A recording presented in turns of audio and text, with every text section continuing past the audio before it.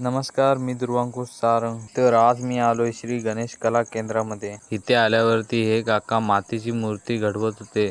जरा तुम्ही पण बघून घ्या. मातीची मूर्ती तर एकच नंबर झाली आहे. आता आपण इथनं जाऊया सरळ POPचे गणपती आहेत तिकडे.